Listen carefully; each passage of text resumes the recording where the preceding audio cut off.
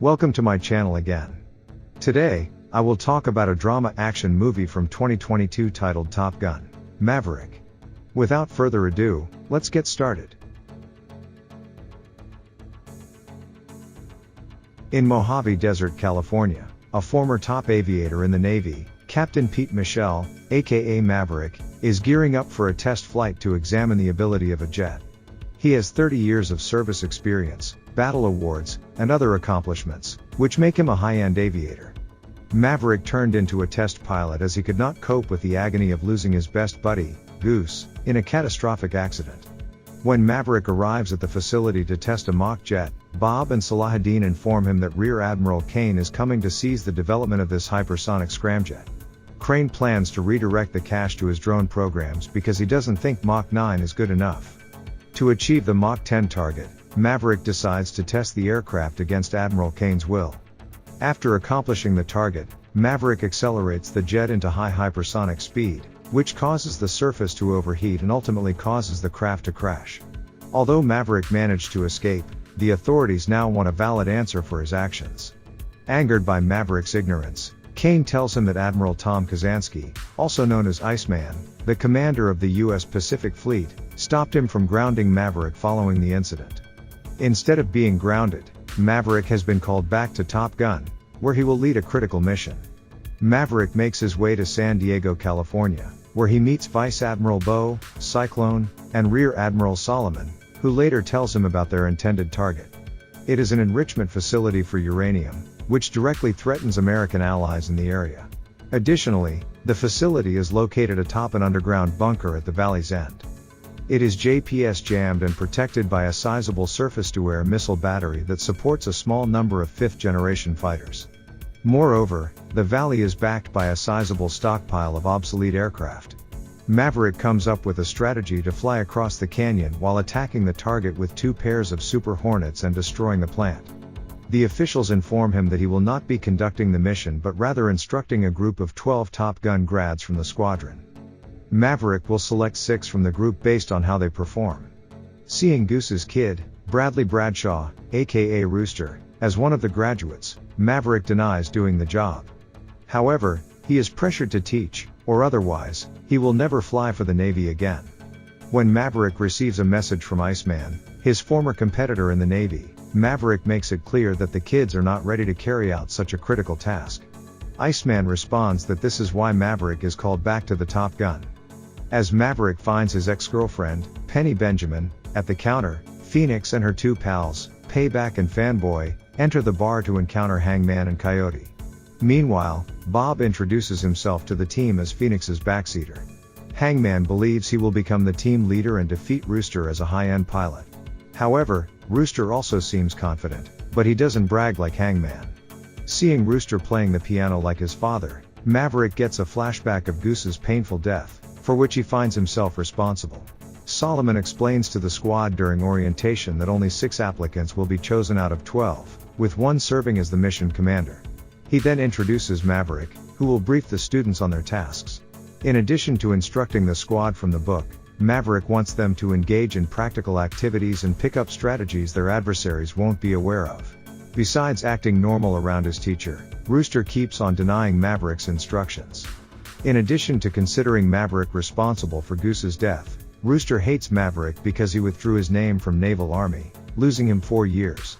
However, while talking to Penny, Maverick reveals that he was instructed by Rooster's late mother never to let Rooster fly like his father. The promise compelled him to withdraw Rooster's name from the academy.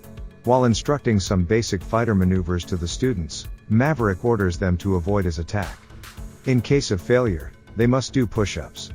However, no one in the team manages to defeat Maverick. At one point, Rooster is about to target him, but he cannot do so because of the very low altitude. Suddenly, Maverick approaches him and makes a kill. After the practice, Cyclone bursts out his anger on Maverick for flying the jet below the average altitude, putting the plane and the pilots at risk. Maverick thinks of the maneuver as part of their practice, but now Cyclone wants a briefing of Maverick's daily plans every morning. Desperate to learn about the agony between Maverick and Rooster, Hangman discovers an old photo of Maverick with Goose and Ice, which allows him to attack Rooster using his weak point. Later, Maverick briefs the team on their impending assignment and emphasizes the value of timing in the endeavor. 2 aircraft crews will engage in low-level infiltration attacks throughout the project's first phase. The plant is protected with radar-guided surface-to-air missiles. However, they are meant to defend the sky above rather than the canyon below. In order to avoid being detected by radar and dying, they must practice maintaining their aircraft at a maximum height of 100 feet. Because 5th-generation aircraft will be awaiting orders at an airfield nearby, the goal time is 2.5 minutes. The jets must arrive on schedule, attack the objective immediately, and go before these 5th-generation aircraft have a chance to catch up to them. They will practice low-altitude timing for the next 3 weeks in preparation for the mission. As Maverick is sitting in grief after a conflict between Rooster and Hangman, he gets a message from Iceman, who wants to meet him. When Maverick gets there, he finds out that Iceman uses a computer to communicate most of the time due to malignant throat cancer. While communicating through a computer, Iceman cheers Maverick and advises him to be consistent in teaching Rooster. Later in the academy, Solomon explains to the team that their mission has been accelerated by 1 week due to the uranium facility becoming operational sooner than anticipated. The plan is explained by Captain Maverick, who claims that it can only be accomplished with the aid of 2 successive miracles carried out by 2 sets of planes. For the operation to be successful and the pilots to survive, these planes must work together and precisely coordinate their movements. To maintain the lowest altitude and the only possible attack angle, the pilots will invert immediately into a steep dive. The impact location that is smaller than 3 meters broad is the target. In order to allow the second aircraft to strike the uranium facility below, one group of aircraft will breach the reactor. The pilots will have to do a high G steep enough to blow out their lungs if they want to escape the region alive, which is the only way to complete the assignment. During practice, a bird strikes Phoenix's plane, causing an engine failure. Although Phoenix and Bob manage to evacuate, Bob suffers from minor burns. In a rage, Rooster confronts Maverick and demands to know why he pulled up his Navy application earlier. Maverick replies that Rooster wasn't ready then. He counsels Rooster to trust his intuition rather than his reasoning. However, Rooster refuses to comply with his orders. Iceman passes away, allowing Cyclone to take over as the new mission trainer and modify the task settings. He alters the plan in such a way that the pilots will be at risk while approaching the plant. By doing an unauthorized fly of the simulated path under the original circumstances, Maverick demonstrates how his initial plan can be feasible. Cyclone reluctantly changes his mind and assigns Maverick as the mission's leader.